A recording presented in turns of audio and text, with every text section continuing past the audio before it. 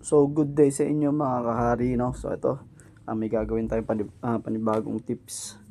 Sa mga hindi lang nakakalam, ito, maglalagay tayo ng violet na 3.5 sa loob ng headlight ng Sporty. Actually, ang tawag nito dati is projector eh. Ngayon lang naman to naging violet na pangalanan siya ng bago. Pero dati, ang tawag dyan, projector type. Pero dati kasi pabilog yun. Pero meron na rin ganyang lumalabas mga way back 2000 ano pa.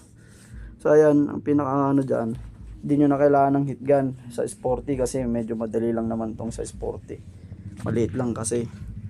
So ayan, blower lang. Ayan. Ang kailangan nyo lang palambutin dyan is yung pinaka clip. Iangat nyo lang yung pinaka clip nya para pag hinila nyo, hindi siya sasabit. Hindi siya sasabit sa lens kasi may mga ano yung lens eh.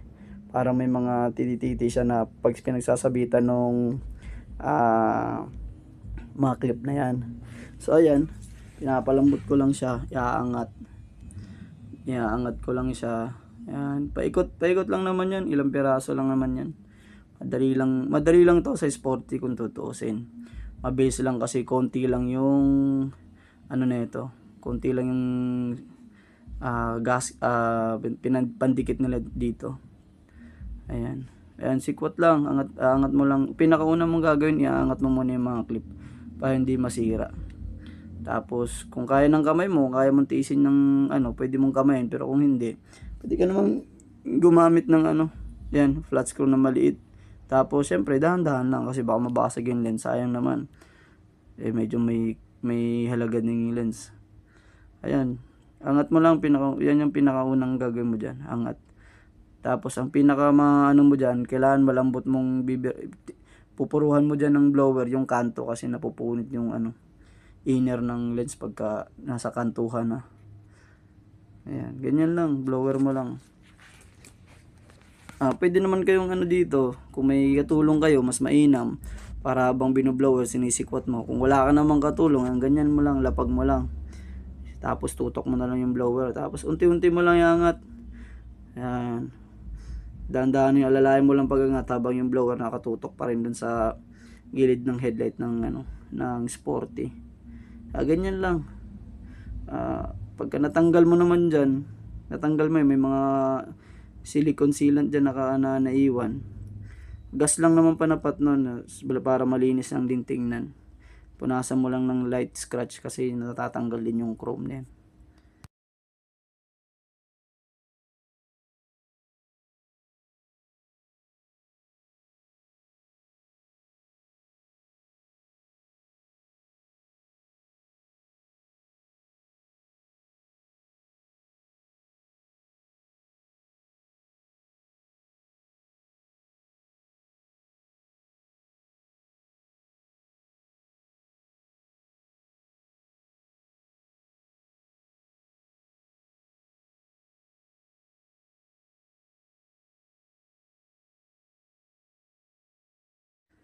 So ayan, umaangat na lang ang dahan-dahan yan. Basta laging ano, dahan-dahan lang lagi, lalo na pag mga ganyan lens kasi sayang naman pag bumili ulit ng bago. Ayan, ganyan lang. Kailangan lang kasi yung blower kasi kailangan para lumambot yung ano, yung pandikit na nilagay ng ano. May mga pandikit pa rin kasi yan. Pero pag binalik mo yan, kailangan mo pa rin lagyan ng ano, lagyan ng silicone sealant yan. So ayan yung pala yung ilaw, no. Yan, 3.5 lang yan. Saktuhan lang yan, wala kang tatabasin dyan. Sasalpak mo lang dun sa loob. Kaso mamili ka lang kayo ng medyo magandang klase. Kasi pag yung mga medyo mura-mura talaga, mas medyo mabilis kasi masira yan eh. Syempre uulit ka ng uulit. So ayun, nakita nyo, saktuhan lang siya. So yan talaga ang pinakasakto niyan, 3 hanggang 3.5 to 2.5 hanggang 3. Sa 3.5 parang pasok pa ata, pero yung 4 to 4.5 di na kasya kasi wawasakin mo na yung ano, yung headlight. So yan, inaasinta ko na kailangan nakatutok sa baba.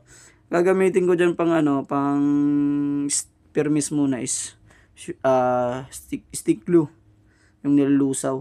Pero mainam dyan na ano is yung sealant pa rin, clear na sealant para hindi siya nalulusaw pag mainit na. So ayan, gagamitan natin siya ng glue stick yan.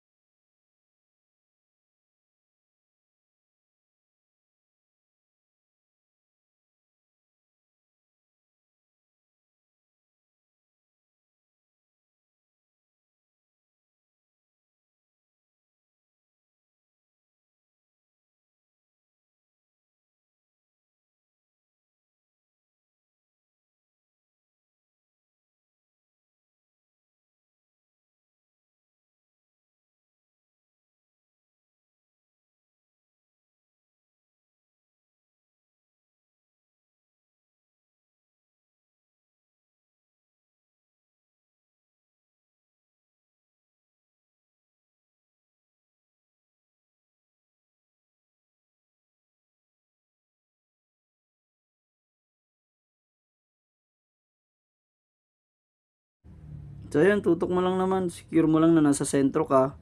Tapos kailangan nakayuko siya, huwag nakatingala kasi yung headlight naman may adjustment pa naman sa baba yan, kaya kung medyo nakatingala yan, tapos iyuyuko mo sa headlight, nakatingala pa rin yun. Kaya pag nakayuko na siya, pag niyuko mo, talaga makukuha mo yung gusto mong height nung ilaw. So ayan, yan lang naman. Ilalagay mo lang muna ng pansamantala muna yung pang guide mo lang naman yung glue stick. Kasi yan naluso yun sa init eh. Ayan, ganyan lang oh. Tapos yung likod, kailangan di rin siya pasukin, kaya takpan mo rin yung yung pinakakabitan ng headlight mismo na stock. Tatakpan mo rin yung para hindi pasukin. Kasi sa karwa, sa ulan, yan. Siyempre, tutulo din yung katagalan yan. Kaya iwas pasukin ng tubig. Takpan mo siya.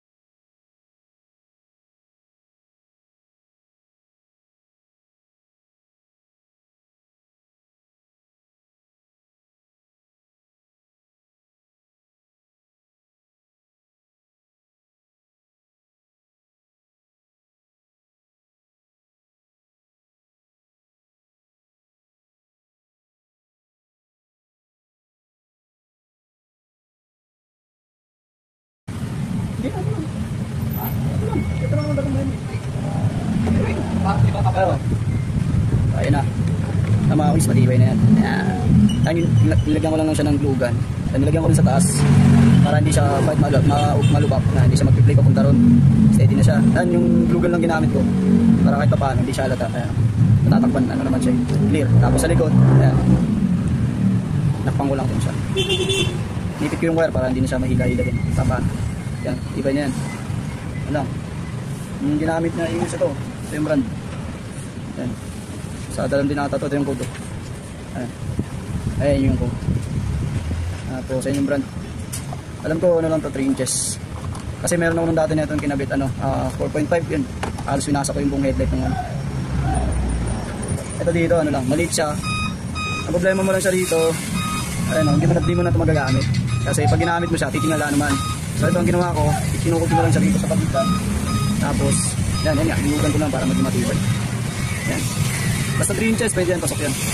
3.5 mga ganun. Huwag nalawag lang yung photo, 4.5 na masyado na malaki. Dito, di mo nakalaman ganun dito. DL.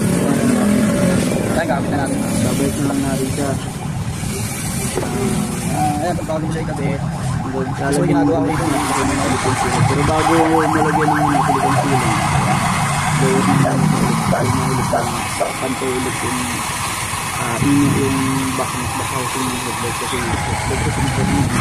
maangat para malambot yung dati ng sealant. Pag binigyan mo ulit para maglapat ulit ang lens ng maayos. Siguraduhin mo lang ang pagka-ulang naman natin ang bahay kasi pagka may salpak mo yun, pagka may salpak mo tapos umiiwan pala dun pag binikas mo ulit kaayos mo sinaulit nga pinasaulit mo sa akin yung lagi mong peke yung lagi ng lagi bago buo. So yan yung ilaw. Ito kayo naman lang naman ito ng violet kasi yung tinatawag ng violet. is kahit huwag ka nang mag mini driving kasi maliwanag talaga ito kung tutusin. Isa lang nito maliwanag na.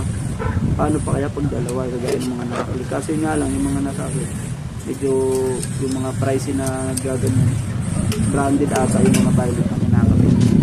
Kasi yun tumatagal kasi talaga. Pero yung mga ganitong China lang hindi ko naman talaga recommended ko. Kasi ano to tsambahan sa PS. So ayan yung ginagamit ko yung pag-glass. Ikot lang ulit para hindi siya pasukin tsaka hindi siya magmag. Kala pagka nagkabit na kayo ng pag gumawa kayo ng ganito, huwag nyo ikakarwas agad. Tagalan nyo muna kahit mga 3 days, 4 days na kumigas yung sealant kasi ano daw tayo pag ko yung paparada? Medyo matagal matuyo yung sealant. Lalo na pag nakatago lang, hindi nakahan sa araw. Kaya ganyan lang. Huwag nyo muna ikaros agad. Huwag nyo pa sa direct ng ilan. Ngayon na pwede takpan nyo muna. 3 to 5 days lang naman yan. So ayan, binabalik ko lang. Ayan kayo naman dyan pagka buo ko yung clip. Ayan. Itulak mo lang yan. Tapos pagka nagano yan, pagka pumasok mo ulit yung clip din sa dati yung kahit hindi nyo na lagyan ng tali o seat.